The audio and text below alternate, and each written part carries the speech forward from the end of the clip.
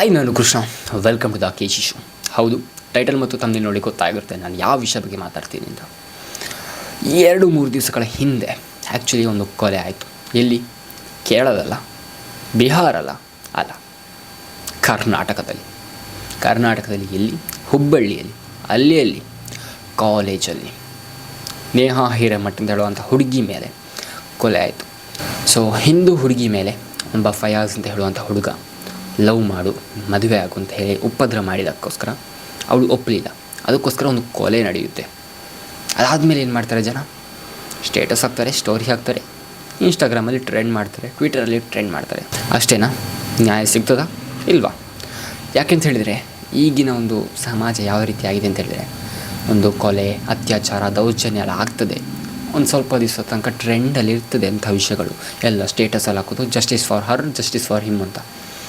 ಮತ್ತು ಸುಮ್ಮನೆ ಆಗ್ತದೆ, ಚಪ್ಪಾಗ್ತದೆ ಅಷ್ಟೇ. ಕೆಲವೊಂದು ಪಂಗಡಗಳು ಮಾತಾಡ್ತಾರೆ. ಎಕ್ಸಾಂಪಲ್ ತಗೊಳ್ತೀನಿ, ಸೌಜನ್ಯ ಕೇಸು 12 ವರ್ಷಗಳ ಹಿಂದಿನ ಕೇಸು. ಇನ್ನೂ ನ್ಯಾಯ ಸಿಗಲಿಲ್ಲ. ಸಿಗ್ತಾನೋ ಇಲ್ಲ, ಸಿಗೋದು ಕೂಡ ನನ್ನ ಪ್ರಕಾರ ಡೌಟ್. ಯಾಕೆಂತ ಹೇಳಿದ್ರೆ ಯಾರೂ ಕೂಡ ಮಾತಾಡ್ತಿಲ್ಲ. ಒಂದು ಪಂಗಡ ಇದೆ, ಜಸ್ಟಿಸ್ ಫಾರ್ ಸೌಜನ್ಯ ಅಂತ ಒಂದು ಕ್ಯಾಂಪೇನ್ ಎಲ್ಲ ಮಾಡ್ತಿದ್ದಾರೆ. ಬಟ್ ಅದಕ್ಕೆ ಯಾರೂ ಕೂಡ ಸಪೋರ್ಟ್ ಮಾಡ್ತಾಯಿಲ್ಲ. ಯಾವ ಪಕ್ಷ ಆಗಿರ್ಬೋದು, ಯಾವ ಸರ್ಕಾರ ಆಗಿರ್ಬೋದು. ಅದೇ ರೀತಿ ಈಗ ನೇಹಾ ಹಿರೇಮಠ ಒಂದು ಕೇಸ್ ಆಗಿದೆ. ಆ್ಯಕ್ಚುಲಿ ಅವತ್ತು ಸೌಜನ್ಯ ನ್ಯಾಯ ಸಿಗ್ತಿದ್ರೆ ಇವತ್ತು ಈ ಥರ ಆಗ್ತಿರಲಿಲ್ಲ ಅಂತ ಹೇಳುವಂಥ ಅಭಿಪ್ರಾಯ. ಕೇರಳ ಸ್ಟೋರಿ ಅಂತ ಹೇಳುವಂಥ ಒಂದು ಮೂವಿ ಮಾಡಿದರು. ಆ ಮೂವಿಯಲ್ಲಿ ಇದ್ದದ್ದು ಒಂದು ಹಿಂದೂ ಹುಡುಗಿಯನ್ನು ಹೇಗೆ ಮುಸ್ಲಿಮಿಗೆ ಕನ್ವರ್ಟ್ ಮಾಡಿ ಹೀಗೆ ಅತ್ಯಾಚಾರ ಅದು ಇದು ಅಂತ ಮಾಡ್ತಾರೆ ಅಂತ ಹೇಳುವಂಥ ಮೂವಿ. ಕೇರಳದಲ್ಲಿ ನಡೆದಿತ್ತು, ಏನು ದೂರ ಇಲ್ಲ, ಕರ್ನಾಟಕಕ್ಕೂ ಬಂತು. ನಾಳೆ ಕರ್ನಾಟಕ ಸ್ಟೋರಿ ಅಂತ ಮೂವಿ ಮಾಡಿದರೂ ಮಾಡ್ಬೋದು. ಅಷ್ಟು ಕೇಸಸ್ಗಳು, ಅಷ್ಟು ದೌರ್ಜನ್ಯ, ಅನಾಚಾರಗಳು ನಮ್ಮಲ್ಲಿ ಆಗ್ತಾಯಿದೆ. ಈಗ ನ್ಯಾಯ ಸರಿಯಾಗಿ ಸಿಗ್ತಾ ಇಲ್ಲ. ಹೌದು, ಯಾರು ಕೂಡ ಸರಿಯಾಗಿ ಮಾತಾಡ್ತಿಲ್ಲ. ಎಲ್ಲರೂ ಟಿ ವಿಯಲ್ಲಿ ನೋಡ್ತಾರೆ, ಸೋಷಿಯಲ್ ಮೀಡ್ಯಾದಲ್ಲಿ ಮಾತಾಡ್ತಾರೆ, ಸುಮ್ಮನೆ ಆಗ್ತಾರೆ, ಸ್ಟೇಟಸ್ ಹಾಕ್ತಾರೆ ಅಷ್ಟೇ. ಆ್ಯಂಡ್ ಸರ್ಕಾರ, ನಮಗೆ ನ್ಯಾಯ ಕೊಡಬೇಕಾದ ಸರ್ಕಾರ ಆಗಿರ್ಬೋದು, ಕೋರ್ಟ್ ಆಗಿರ್ಬೋದು, ಎಲ್ಲಿದೆ ನಮ್ಗೆ ಗೊತ್ತಿಲ್ಲ. ಸೊ ನಮಗೆ ನ್ಯಾಯ ಕೊಡಬೇಕಾದ ಸರ್ಕಾರ ಆಗಿರ್ಬೋದು, ಕೋರ್ಟ್ ಆಗಿರ್ಬೋದು, ಮಾತಿಲ್ಲ. ಸರ್ಕಾರ ಏನು ಹೇಳುತ್ತೆ ಅಂತ ಹೇಳಿದರೆ, ಈ ಒಂದು ನೇಹಾ ಹಿರೇಮಠ ಕೇಸ್ ಆಗುತ್ತೆ, ಕೊಲೆ ಆಗುತ್ತೆ. ಸರ್ಕಾರದ ಮುಖ್ಯಮಂತ್ರಿಗಳು ಏನು ಹೇಳ್ತಾರೆ ಗೊತ್ತಾ?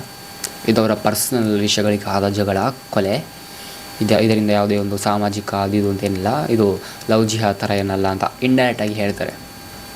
ಏನು ಮಾತಾಡ್ಲಿಕ್ಕೆ ಹೊರಟಿದ್ದಾರೆ ಅವರಿಗೆ ಗೊತ್ತು. ಇದು ನಿಮಗೂ ಅಷ್ಟೊಂದು ಫೀಲ್ ಆಗಲಿಕ್ಕಿಲ್ಲ. ಯಾಕೆಂತ ಹೇಳಿದರೆ ನಮ್ಮ ಮನೆ ತನಕ ಇಂಥ ವಿಷಯಗಳು ಆಗಲಿಲ್ಲ, ಅಥವಾ ನಮ್ಮ ಫ್ಯಾಮಿಲಿಯಲ್ಲಿ ಅಥವಾ ನಮ್ಮ ಪಕ್ಕದ ಮನೆಯಲ್ಲಿ ಆಗಲಿಲ್ಲ ಇಂಥ ವಿಷಯಗಳು. ನಾಳೆ ಒಂದು ದಿವಸ ಪಕ್ಕದ ಮನೆಯಲ್ಲಿ, ನಮ್ಮ ಫ್ಯಾಮಿಲಿಯಲ್ಲಿ ಅಥವಾ ನಮ್ಮ ಮನೆಯಲ್ಲೇ ಇಂತಹ ವಿಷಯಗಳಾದಾಗ ಆವಾಗ ಈ ಥರದ್ದು ಆಗಬಾರ್ದಿತ್ತು, ಆವಾಗ ನಮಗೊಂದು ಬುದ್ಧಿ ಬರ್ತದೆ ಅಷ್ಟೇ. ಅಲ್ಲಿವರೆಗೂ ಅಲ್ಲ, ನಿಜವಾಗ್ಲೂ ನಾವು ನ್ಯಾಯ ಕೇಳಿಕೊಂಡು ಹೋಗುವಂಥ ಪರಿಸ್ಥಿತಿ ಬರಬಾರ್ದು. ಅವರೇ ಸರ್ಕಾರ ಆಗಿರ್ಬೋದು, ಕೋರ್ಟ್ ಆಗಿರ್ಬೋದು, ಅವರೇ ನ್ಯಾಯ ಕೊಡಿಸಬೇಕು. ಇಂತಹ ವಿಷಯಗಳಾದಾಗ ಅಲ್ಲಿ ಸ್ಟ್ರಿಕ್ಟ್ ಆ್ಯಕ್ಷನ್ಸ್ಗಳನ್ನು ತೊಗೊಳ್ಬೇಕು. ಇದೇ ರೀತಿಯ ಒಂದು ಕೇಸ್ ನಂಗೆ ಗೊತ್ತಿರೋ ಹಾಗೆ 4 to 5 days ಮುಂಚೆನೋ ಮಧ್ಯಪ್ರದೇಶದಲ್ಲಿ ಆಯಿತು. ಒಂದು ಹುಡುಗಿಯನ್ನು, ಹಿಂದೂ ಹುಡುಗಿಯನ್ನು ಮುಸ್ಲಿಂ ಹುಡುಗ ತುಟಿಗೆ ಫೆವಿಕಾಲ್ ಫಾಸ್ಟ್ ಗಮ್ ಹಾಕಿ ಅಂಟಿಸಿ ದೌರ್ಜನ್ಯ ಮಾಡ್ತಾನೆ. ಅಷ್ಟೇ ಅಲ್ಲ, ಅವಳನ್ನು ಅನಾಚಾರನ ಏನೋ ಒಂದು ಮಾಡ್ತಾನೆ. ಅದರೊಟ್ಟಿಗೆ ಮೆಣಸಿನ ಹುಡಿಯನ್ನೆಲ್ಲ ತೆಗೆದು ಅವಳ ಮೈ ಮೇಲೆಲ್ಲ ಹಾಕಿ ಅನಾಚಾರ, ದೌರ್ಜನ್ಯ ಮಾಡ್ತಾನೆ. ಆಯಿತಾ? ಅಲ್ಲಿನ ಸರ್ಕಾರ ಅವನನ್ನು ಅರೆಸ್ಟ್ ಅದೆಲ್ಲ ಮಾಡಿ ಅವನ ಮನೆಯನ್ನು ಧ್ವಂಸ ಮಾಡಿ ಹಾಕ್ತದೆ. ಧ್ವಂಸ ಮಾಡಿದರೆ ದೊಡ್ಡ ಇಂಪ್ಯಾಕ್ಟ್ ಏನಲ್ಲ. ಆ ಒಂದು ದೌರ್ಜನ್ಯ ಆದ ಹುಡುಗಿ ನ್ಯಾಯ ಸಿಗ್ತದೆ ಅಂತಲ್ಲ, ಬಟ್ ಒಂದು ಇಂಪ್ಯಾಕ್ಟ್ ಕ್ರಿಯೇಟ್ ಆಗ್ತದೆ. ಆ ಥರ ವಿಷಯಗಳನ್ನು ಮಾಡಬಾರ್ದು ಅಂತ ಹೇಳುವಂಥ ಒಂದು ಮೆಸೇಜ್ ಹೋಗುತ್ತೆ ಎಲ್ರಿಗೂ. ಆಯಿತಾ? ಅದನ್ನು ಬಿಟ್ಟು ನಮ್ಮ ಸರ್ಕಾರ ಏನು ಮಾಡ್ತೀವಿ ಅಂತ ಹೇಳಿದ್ರೆ, ನಾನಿಲ್ಲಿ ಪಕ್ಷ ಬಗ್ಗೆ ಮಾತಾಡ್ತಿಲ್ಲ, ಯಾವುದೇ ಪಕ್ಷ ಬಗ್ಗೆ ಮಾತಾಡ್ತಿಲ್ಲ, ಸರ್ಕಾರ ಬಗ್ಗೆ ಮಾತಾಡ್ತೀನಿ, ಮುಖ್ಯಮಂತ್ರಿ ಬಗ್ಗೆ ಮಾತಾಡ್ತೀನಿ ಅಷ್ಟೇ. ನಮ್ಮ ಸರ್ಕಾರ ಏನು ಮಾಡ್ತೀವಿ, ಅದು ಪರ್ಸನಲ್ ವಿಷಯಕ್ಕೆ ಆದ ಕೊಲೆ, ಇದರಿಂದ ಸಮಾಜಕ್ಕೆ ಏನೋ ಪ್ರಾಬ್ಲಮ್ ಇಲ್ಲ, ಆ ಥರ ಏನೋ ಒಂದು ಹೇಳ್ತಾರೆ. ಆಯಿತಾ? ನೀವೇ ವಿಡಿಯೋ ನೋಡ್ಕೊಂಡು ಬನ್ನಿ. ಯಾವುದು ಮರಣಗಳಾಗಿದ್ದಾವೆ ಅವು ವೈಯಕ್ತಿಕ ಕಾರಣಗೋಸ್ಕರ ಆಗಿರ್ತಕ್ಕಂಥದ್ದು. ಕಾನೂನು ಸುವ್ಯವಸ್ಥೆ ಭಾಳ ಚೆನ್ನಾಗಿದೆ ಕರ್ನಾಟಕದಲ್ಲಿ. ಆ್ಯಂಡ್ ಇನ್ನೊಂದು, ನ್ಯಾಯ ಅಂತ ಹೇಳುವಂಥದ್ದು ನಾವು ಹೋರಾಟ ಮಾಡಿ, ಸ್ಟ್ರೈಕ್ ಮಾಡಿ, ಟೈರಿಗೆ ಬೆಂಕಿ ಹೊತ್ತಿಸಿ, ಫೋಟೋಸ್ಗಳಿಗೆಲ್ಲ ಬೆಂಕಿ ಹೊತ್ತಿಸಿ ಎಲ್ಲ ಸಿಗುವಂಥದ್ದು ನ್ಯಾಯ ಅಲ್ಲವೇ ಅಲ್ಲ. ಅದು ನಾವು ಕೇಳುವಂಥ ಪರಿಸ್ಥಿತಿ ಬಂದಿದೆ ಅಂತ ಹೇಳಿದರೆ ಎಲ್ಲಿದೆ ಸಮಾಜ? ನಿಜವಾಗ್ಲೂ ಕೋರ್ಟು, ಕಚೇರಿ, ಸರ್ಕಾರ ಅವರೇ ಕೊಡಬೇಕು. ಇಲ್ಲರೂ ಕೊಲೆ ಅದು ಇದು ಅಂತ ನಡೆದರೆ ಬುಲ್ಡೋಸರ್ ತರಬೇಕು ಅಥವಾ ನೇಣಿ ಹಾಕಬೇಕು ಅಷ್ಟೇ. ಆ ಥರ ಆಗಬೇಕು. ಇಲ್ಲೇನಾಗ್ತಿದೆ, ಇಲ್ಲಿ ಡಿಫ್ರೆಂಟ್ ಸ್ಟೋರಿ.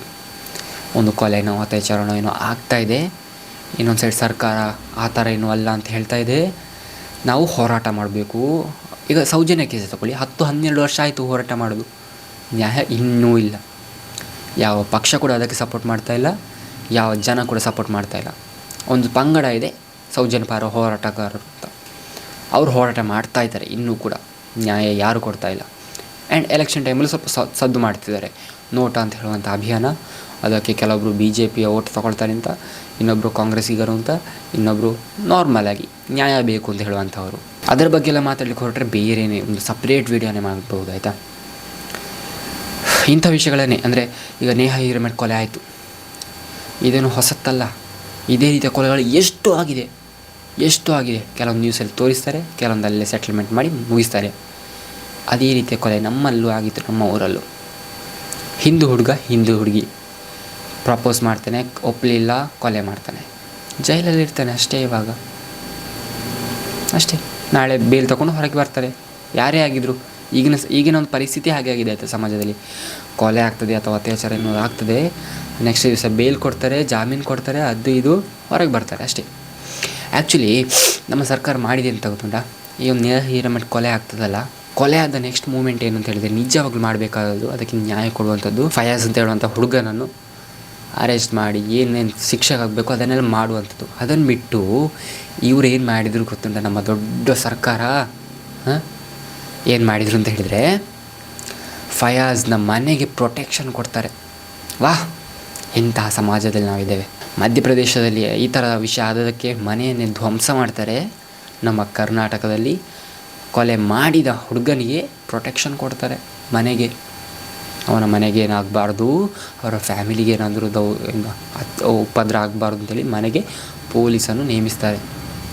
ಶಬಾಷ್, ಇಂತಹ ಒಂದು ಒಳ್ಳೆ ಕೆಲಸ ಮಾಡಿದಿರಿ, ಓಟ್ ಹಾಕಿ, ಶಬಾಷ್.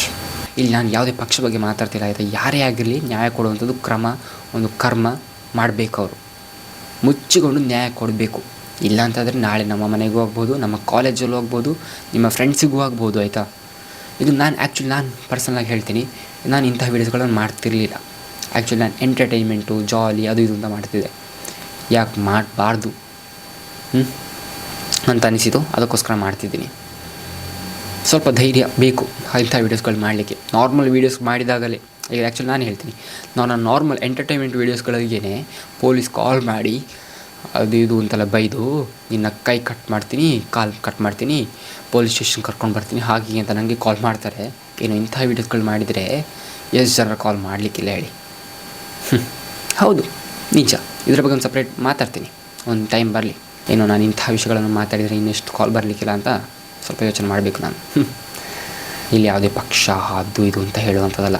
ಆ್ಯಕ್ಚುಲಿ ಆ ನೇಹಾ ಹಿರೇಮಠ್ ಅವರ ಅಪ್ಪ ಏನೋ ಕಾಂಗ್ರೆಸ್ ಕಾರ್ಪೊರೇಟ್ರ್, ಇರುವಂಥದ್ದು ಕೂಡ ಕಾಂಗ್ರೆಸ್ ಸರ್ಕಾರ. ನ್ಯಾಯನೂ ಇಲ್ಲ, ಮಣ್ಣೂ ಇಲ್ಲ, ಎಂಥ ಕೂಡ ಸಿಗ್ತಾ ಇಲ್ಲ. ಅವರೇ ಹೇಳ್ತಿದ್ದಾರೆ ಕಾಂಗ್ರೆಸ್ಸೇ ಸಪೋರ್ಟ್ ಮಾಡ್ತಾಯಿಲ್ಲ, ಇನ್ನು BJP ಇರ್ತಿದ್ರೆ ಏನು ಮಾಡ್ತಿದ್ರು ಅವಸ್ಥೆ. ಇನ್ನು ಮುಂದೆ ಇಂಥ ವೀಡಿಯೋಸ್ಗಳು ನಾನು ಖಂಡಿತ ಮಾಡ್ತೀನಿ. ಎಂಟರ್ಟೈನ್ಮೆಂಟ್ ಮಾತ್ರ ಅಲ್ಲ, ಇಂಥ ವೀಡಿಯೋಸ್ಗಳನ್ನು ಮಾಡ್ತೀನಿ.